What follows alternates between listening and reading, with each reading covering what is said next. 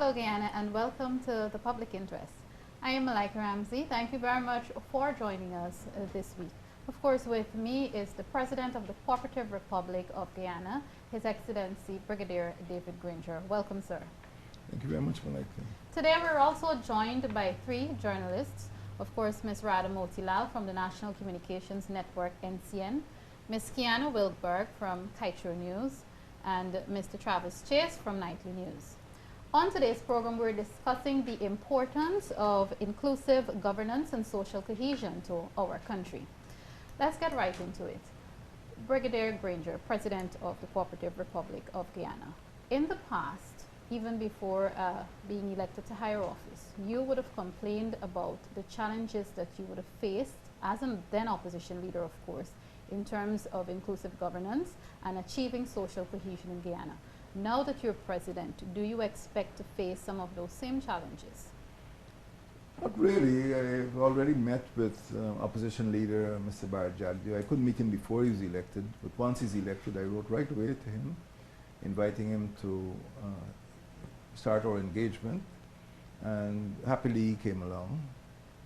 There were several items on the agenda, and most important, he did commit himself and his party unequivocally to support Guyana's position on the territorial controversy with Venezuela. There are other issues on the table, but he wants to regulate the engagement at his own pace. He has to brief his party members. So it's early days yet. I do expect that, and I've already warned the Minister of Finance that in preparation for the 2016 budget, there must be consultation, bipartisan consultation, with the PPP, so that we agree on a budget which does not have the sort of car crashes we had between 2012 and 2014.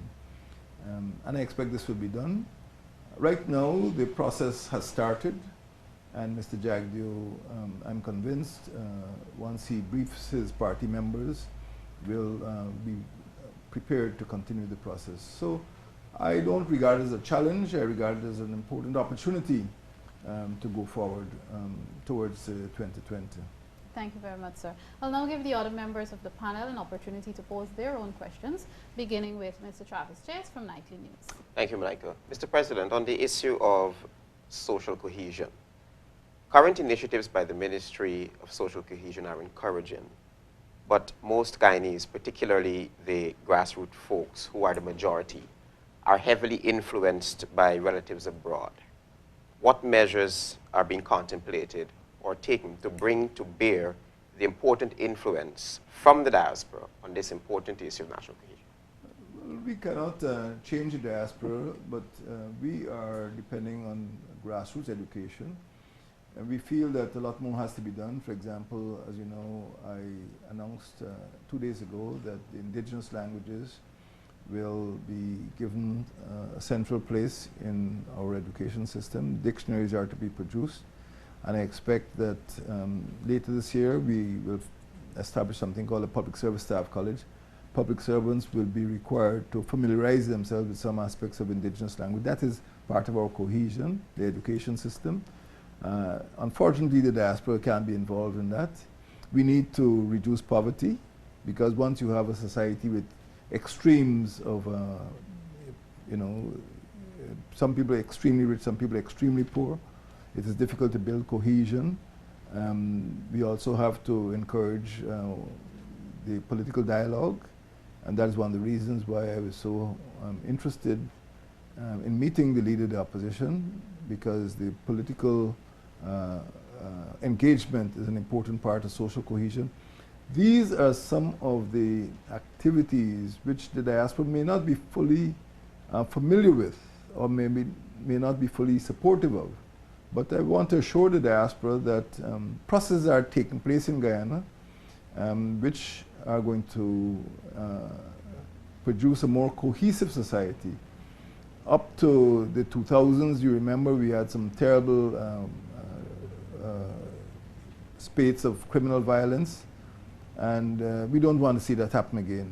And we're looking to education, we're looking to poverty alleviation, we're looking to political engagements in order to reduce inequalities and embrace more Guyanese in the political system. Don't forget that our constitution, at Article 13, prescribes inclusionary democracy. So all that I'm doing is a fulfillment of the constitution. And the diaspora, I hope, would understand this and be more supportive of the measures which are taking place on the ground here in Guyana. Kiana, you now have an opportunity to pose your question. Thank you. Mr. President, there have been complaints about the behavior of parliamentarians on both sides of the House during the debates on the budget and throughout the deliberations. I would like to know, do you have any intentions, or does your government have any intentions on taking social cohesive efforts at the level of the Parliament? The answer is yes. We feel that the present administration is in the forefront of a new political culture. In any parliament, anywhere in the world, there will always be some good-natured banter. But we must be careful not to allow that good-natured banter to degenerate into insulting language. And I have briefed the Chief Whip, and I will discuss this with the Prime Minister as well, who's leader of the House, to make sure that the banter doesn't degenerate into vulgarity. We had problems in the 10th Parliament, as you know. In fact, one parliamentarian resigned as a result of some remarks which were directed towards him, and I hope that doesn't happen again. So I think we must be prepared for some type of exchange, but it shouldn't degenerate into vulgarity. So both the Prime Minister and the Chief Whip will be informed about this. We have a new political culture, and there is no place for that type of antipathy in our new culture. At the same time, you know, it's not always, you know, hugs and kisses, but we want to make sure that there is robust debate, but in a respectful manner. Radamoti Lal from the National Communications Network. Thank you, Malika. Mr. President, on the issue of inclusionary democracy, you met with the opposition leader, which is basically also the PPP leader. Could you explain for the nation of the benefit, because there is that concern that the smaller parties within the coalition have very little to no say. How does inclusionary democracy work within the coalition now that you're in government? Well, all 6 parties are represented not only in Parliament but also in the Cabinet. All 6 parties are members of the, well, some are Cabinet members and some are non-Cabinet ministers. So all 6 parties hold ministries. So there is a level of inclusivity among them. My concern is that the 6 parties now should have an engagement with the PPP so that we really have a multi-party approach. All parties represented in the National Assembly must participate in the government, not necessarily the cabinet level, but by a bipartisan process. And this is what we see starting. We've started with the border issue, with the Venezuelan controversy. I have had discussions with the Minister of Finance to establish a bipartisan budget committee so that the 2016 budget will be representative of the views and interests of both the PPP and the coalition. And then there are other areas we like to cooperate on. For example, we like to cooperate on agricultural issues, particularly sugar and rice. We like to cooperate on crime. And most of all, we like to cooperate on forging national unity through, you know, the process of civil cohesion. That all of us, whether we are in the political parties, we're in non-governmental organizations, we're in the trade unions, we're in private sector, we have an obligation to build better relations rather than practice the adversarial relations which got us into trouble between 2002 2008 and which got us into trouble before you were born in the 1960s, what we call the disturbances. We don't need to go back to those days. We want in May next year to celebrate our 50th anniversary in an atmosphere of, I would say, unity, national unity. And I'm confident that the dialogue with the PPP will move into new areas. It's early days yet, and I would like the former President, Mr. Bharat Jagdeo, to engage his own PPP Central Committee And he will regulate the dialogue, in his own time and his own pace. So I'm very confident that by next year, things will be moving much faster, much further. Since we have some more time to discuss inclusive governance and social cohesion before we move on to other possible matters, I'd like to give any journalists who may want to ask a follow-up. I'll take one. When the APNU AFC were in the opposition, they used the term shared governance as opposed to the PPP using the term inclusive governance. Has that whole idea of shared governance been dropped altogether, or is there a possibility that we can see this inclusionary governance going into an area of shared governance? Well, we have had a pretty long wait, an abnormal wait for the PPP to take up its seats. So even though we had written the PPP on certain matters before, their absence from Parliament really prevented the process from moving forward faster.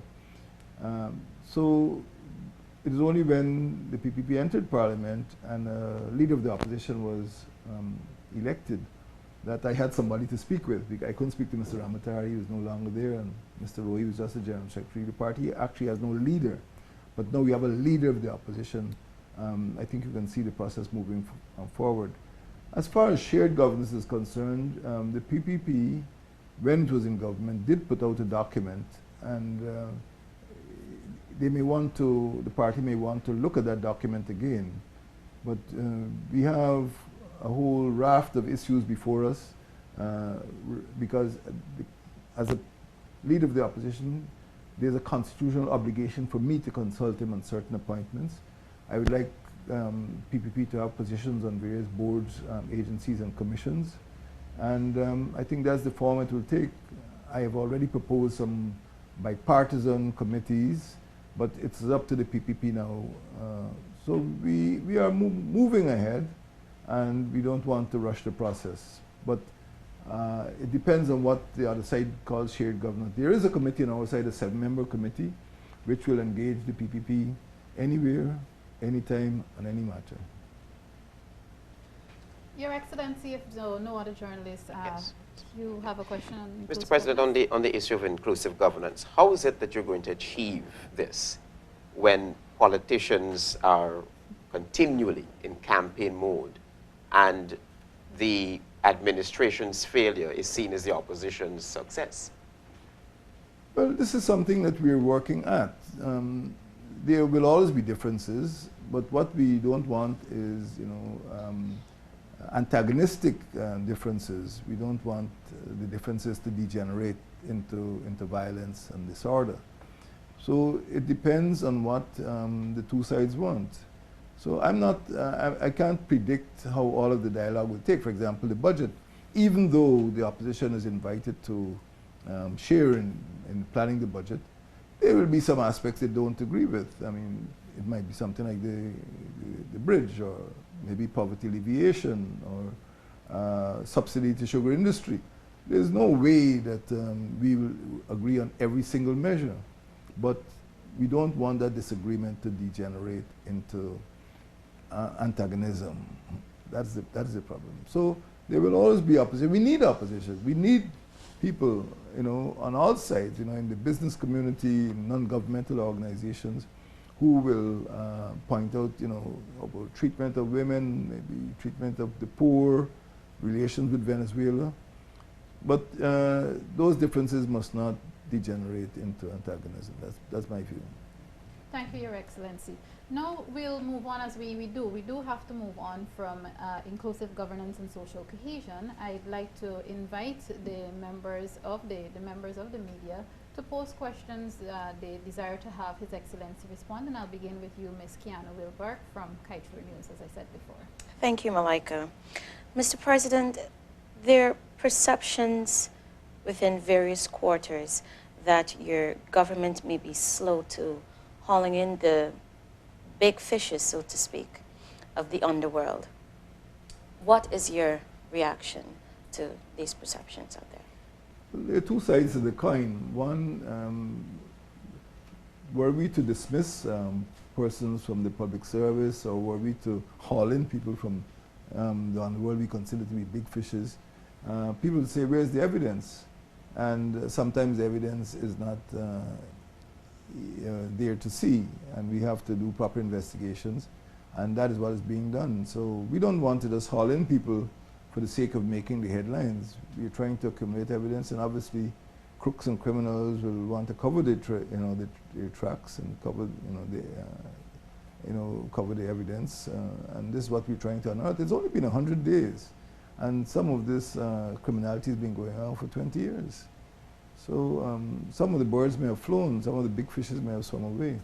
But we are doing our work. As you know, some committees have been established, and Professor Clive Thomas himself is looking into what we call asset recovery. So it will take a bit of time, and we are confident at the end of it we'll find out where the state property is. As they say, you know, the old dogs know where the bones are buried in the yard. Malika, if you can permit me, Yes, one quick follow-up.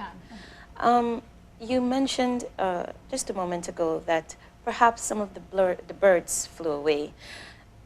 Does your government intend to partner with the international community in terms of, if you find that a crime has been committed 2-3 years ago and this person is in another state, do you intend to partner with the international community in terms of ensuring prosecution is had? Yes, we have, in fact, some computer experts have offered programs to trace, the disposal of assets.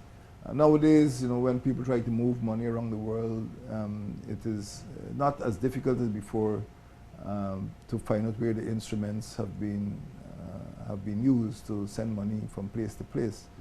So we are getting some advice, some information, and we expect that in the fullness of time, we'll be able to track most of the money which has been illegally removed from the state coffers, legally spent money. But we have sought international assistance, you're quite right. Ms. Motilal from NCN. I'd like to take you back to the mention of it's only been 100 days and the 100 days plan. There were many expectations of some amount of movement on the value-added tax, one of the most important for the consuming public. And you mentioned talks have begun on the 2016 budget, and there is a tax reform committee. Mm-hmm. Can we expect some amount of work from that committee to show up in the 2016 budget? Well, the finance minister has very ambitiously promised in 2016 there will be 2 budgets, which means that we'll not only get the 2016 budget, but we'll get the 2017 budget before the end of FY 2016. Very ambitious, and I'm confident that he's going to make it. So I intend to go to Parliament in January to lay out what will be our agenda, our legislative agenda for 2016. And that will lead into the budget, which I'm very sure will be presented before the deadline at the end of March. And the work of the Tax Reform Committee? Well, I'm not quite sure what deadline they will have, but we will be able to get at least an interim report from that committee before the 2016 budget is prepared. So right now, I would say we are about 7 months away from the deadline for the 2016, but we can get sufficient information from the Tax Reform Committee before the budget is prepared to bring about the changes that we want in the fiscal changes that we want. Travis, yes, your turn. Mr. President, you have written and spoken quite extensively on crime and security in this country. I want to take a look at the Psychotropic Substances Act. I think that's the act which prohibits the magistracy from extending leniency to juveniles who are caught with very small amounts of illicit drugs. Now, that is chiefly responsible for the overcrowding of our prisons. And you said that 75% of our youths are in prison. What consideration has your administration given to revisiting this act? Well, within 10 days of my being sworn in as president, you do know that I released about 56 youngsters for non-violent crimes and non-cocaine events. You know, people who stole cell phones and small amounts of marijuana. I said they'd be better off at school than in jail. Some of them were quite young, 20, 21 years old. Yes, I don't believe that personally, it is not something that the cabinet has ruled on, and I always consult cabinet. I don't believe that personally people should be given custodial sentences for small amounts of marijuana. Cocaine is different, but I could never accept that a mother of children would be separated and put in jail for small amounts of marijuana. So the law will have to be changed, and we're going to be working on that in 2016. But it is, you're right, it's a contributory factor to overcrowding, and I've used my discretion to grant amnesty to particularly young persons and women who have been convicted for what I would call misdemeanors. So we're going to ease up the pressure, you know, maybe 50 or 60 at a time. More will be coming at Christmas. Some of them will be home for Christmas. Thank you, sir. I'm assuming you have a follow-up? No? Yearly. Yearly, sir? Every independence, definitely. Christmas, maybe. Independence, yes. Independence means freedom. Thank you. Kian, we can come back to you for now. Thank you.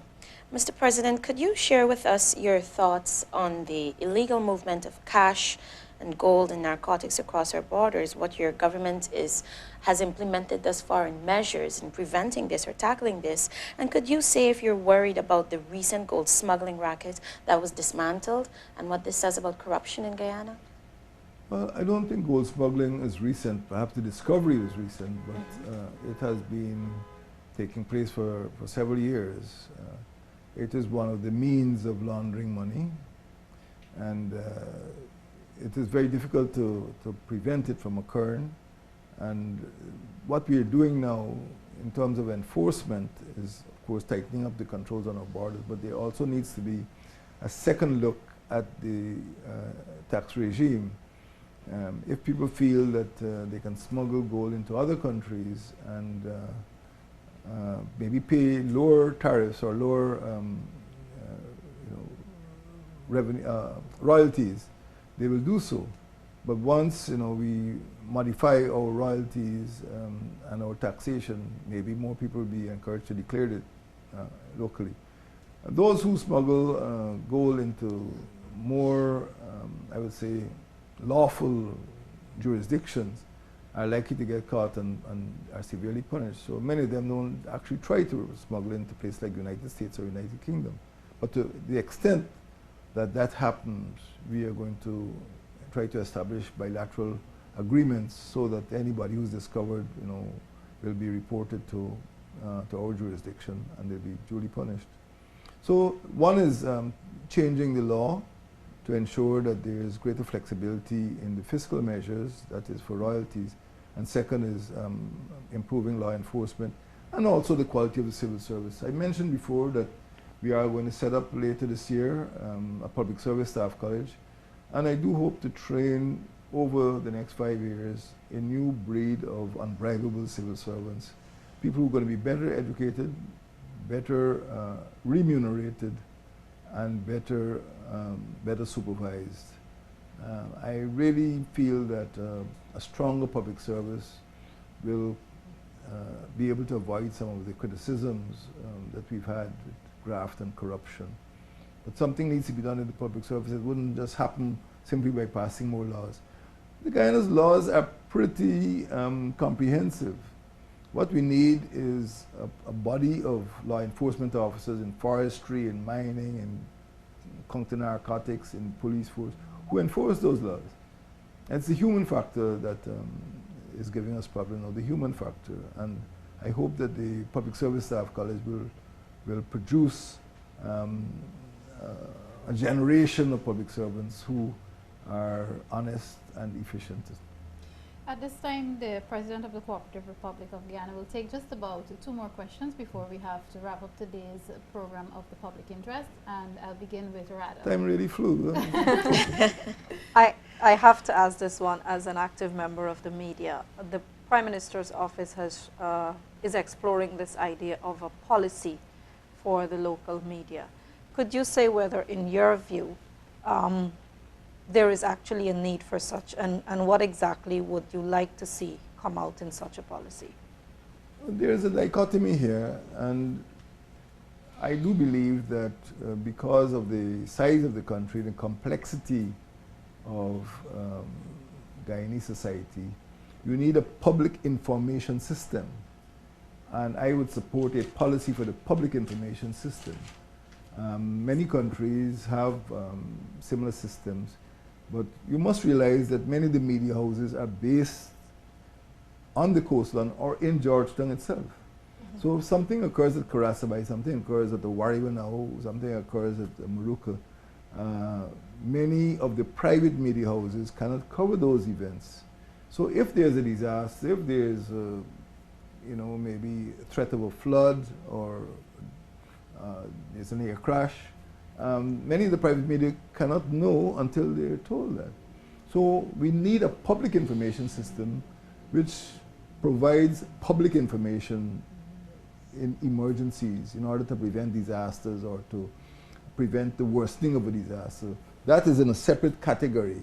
So I agree with the Prime Minister that there needs to be some means by which the government can inform the public about matters of national interest, matters of importance. It could be Venezuela or something. So that is one system. The private media should regulate it. I see the private media as being professional. I spoke to the members of the media in our community here, and I told them that what I want to see from them is professionalism. That is, they must have knowledge, they must study their profession, they must master their profession. I don't want them to be quacks. I don't want them to pretend to behave in a way which they're not trained or educated to do. They must have a social responsibility. That is, they are responsible for speaking the truth to the public. I don't want them to lie. I don't care who they're working for. I don't want a reporter to tell lies, tell untruths. And the third thing is I want to see the press as a community regulating itself. In other words, if a reporter misbehaves or deliberately publishes falsehoods, I expect his or her peers to, particularly through the Guyana Press Association, to sanction that reporter. So I see two branches of the communications system. One is the public information system, and this is what I believe the Prime Minister was speaking about, and he's correct, and I support him, that we have an obligation to report what the government is doing simply because the private media cannot cover the country as a whole. And on the second hand, I have no intention of regulating the private media. There must be sanctions to the law. If they libel or commit any breach of the law, well, they will face the law. But as far as I'm concerned, it is largely a self-regulatory body. The state is different, but the private media must regulate themselves, and they're free. I believe in media freedom, I believe in press freedom. And I don't believe that what the Prime Minister said should be misconstrued. So let's look at them as two separate forms of public information.